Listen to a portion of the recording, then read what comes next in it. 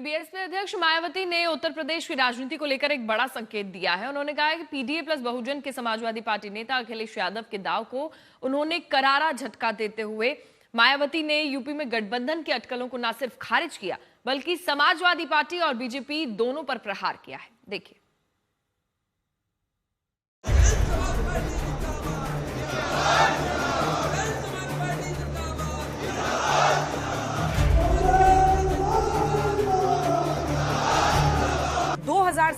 के उत्तर प्रदेश चुनाव को लेकर मायावती ने पहला बड़ा ऐलान किया है। ऐलान है अकेले चुनाव लड़ने का।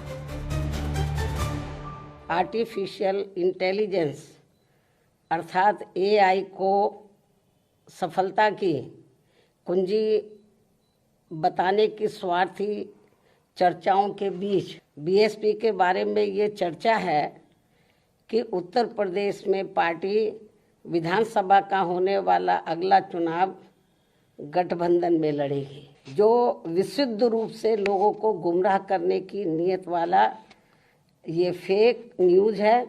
अर्थात ये बिल्कुल गलत, झूठ, हवाई में मनगढ़ंत खबर है।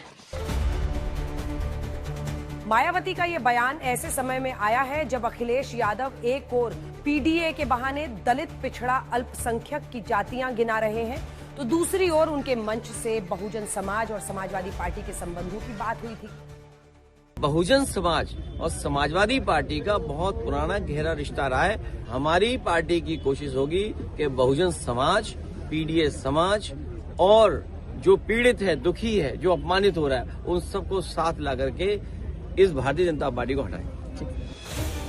कभी मायावती के खास नेताओं में शामिल रहे नसीमुद्दीन सिद्दीकी और अनीस अहमद खां उर्फ फूल बाबू 15 फरवरी को समाजवादी पार्टी में शामिल हुए थे। उस समारोह में नसीमुद्दीन सिद्दीकी के मुंह से समाजवादी पार्टी की जगह बीएसपी निकल जाने के बाद अखिलेश ने बहुजन समाज और समाजवादी पार्टी के संबंधों को जोड़ने की कोशिश की थी। वैसे तो खुद अखिलेश भी मौजूदा समय में बीएसपी से किसी अलायंस को नकार चुके हैं, लेकिन मायावती का किसी गठबंधन से इनकार साफ तौर पर अखिलेश द्वारा बहुजन समाज को पीडीए की ओर खींचने से रोकने का प्रयास दिखता है। मजबूरी उनकी दिल्ली की जो भी उनपे बहुजन लोगों को तो हमेशा ही जो दलित हैं, बैकवर्ड है, अब उनको मकान के नाम पे बदनाम किया जाए, ये सब बीजेपी के लोगों की साजिश है। ये बात तो बहन जी को मालूम है।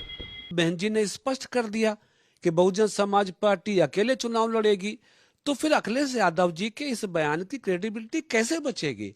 लोग कैसे भरोसा करेंगे? इसलिए अखिलेश यादव जी ऐसी बातें भी कह देते हैं जिनका सच से कोई संबंध नहीं है। और फिर भी मैं कहता हूं कि अगर उस बात को, अखिलेश जी की बात को सत्य मान भी लिया जाए तो ये तो प्रयोग पहले भी हुआ था ना।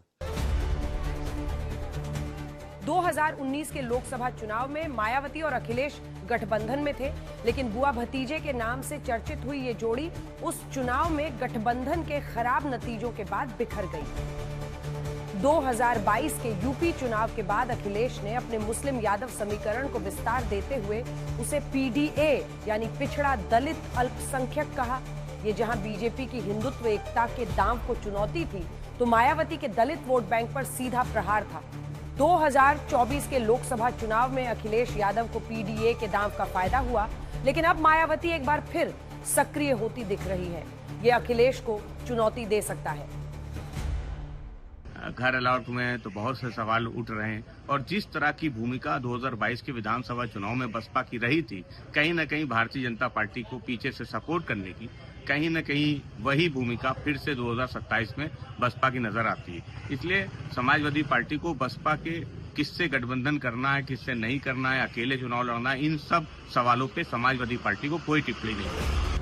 मायावती ने जहां गठबंधन की अटकलों पर विराम लगाकर बहुजन समाज और पीडीए की नजदीकियों को खारिज किया है, तो वहीं दिल्ली में टाइप 8 बंगला अलॉट होने को खुद की सुरक्षा के साथ जोड़ा है और 1995 के स्टेट गेस्ट हाउस कांड की भी याद दिलाई है। जाहिर है कि मायावती ने भी अपने पत्ते चलने शुरू कर दिए हैं। आज तक ब्यूरो।